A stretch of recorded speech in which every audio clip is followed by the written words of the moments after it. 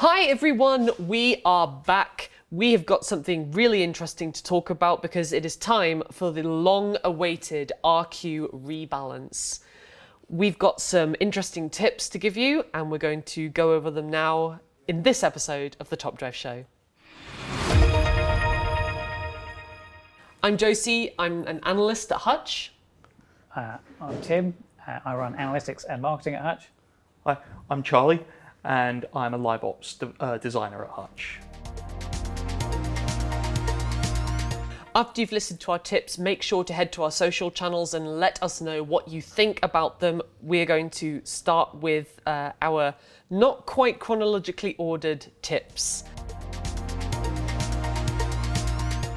In a number of weeks, the base value of your player RQ and the RQ of cards is going to be multiplied by roughly 3 1/3. So it's a rough rule would be that a car that was RQ3 is going to be RQ10 after the update, and we're going to be approaching RQ100 as the sort of max region for a car's RQ. And now tip 13. So if you think about RQ13, probably what springs to mind is the 1966 Fiat 124 Sport Spider, does for me, or possibly the Subaru Alcyon SVX, quite handy for its top speed. But forget what you thought you knew. That is no longer RQ13. Instead, you're going to see your old friends, the Fiat 500, the Subaru Rex. You might remember those from RQ3. Actually, they're RQ13 now. That's what that's going to look like. And now we're all the way up to tip 32. So we've developed, to assist with these changes, we've developed a new RQ assistant suggested by some of our players, Top Drives 42792 and Osman. So in this, each card slot will now show the average RQ you have remaining to meet the requirements. After you select each car, the remaining RQ will dynamically change depending on the RQ of the car you selected to fill out the remaining amount. The next tip is for RQs 45, 50 and 75 because it is related to our revisions of when events, challenge modes and club events are unlocked. If you're a slightly lower RQ, you might find that you are locked out of some events that were previously unlocked for you. If that is the case, then it'll just be by a couple of levels, so earn some XP from campaigns or from other events and those modes will unlock again.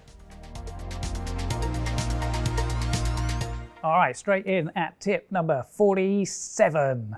Now, close scholars of the old RQ system will remember that the way it worked was that we would try to carefully even out and have the same number of cars in each RQ band. It was like a ranking system, and we just ordered them and spread them out across the different RQs. However, in practice in Top Drives, and the cars we have, they're not perfectly evenly distributed. It gets quite spread out at the legendary end and at the very bottom end as well. Some RQ3s are radically worse than others. And that's quite important for when it comes to constructing a hand. In particular, you don't really want two cars, one of which is strictly worse than another in every situation, to have the same RQ. Ideally, it would be like, all right, you're using the worst one, cost a little bit less RQ.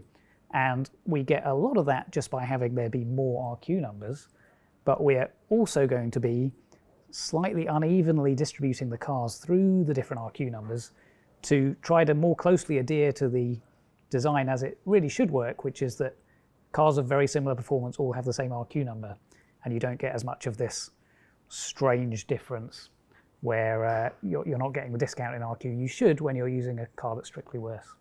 Mm-hmm. Next up is tip number 91, which is to do with the new RQ range for legendaries. Legendaries are now going to range from between 80 and 99 RQ, best as we know right now, which means that the equivalent of an old RQ27 car is now going to be a lot cheaper to use because we've spread that range out, so they should be a little bit more useful. Right, here we go. Right, so we're getting close. Tip number 98. So there is going to be more granularity, both because of the rescale and because of how we've distributed them in the ultra rare, epic, and legendary zones.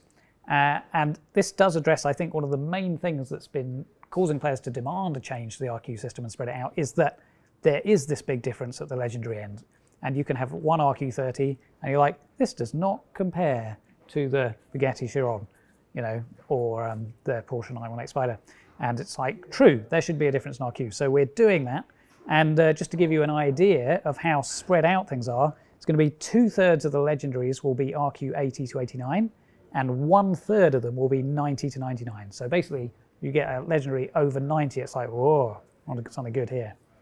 Okay, so that is it for our tips surrounding the new RQ rework.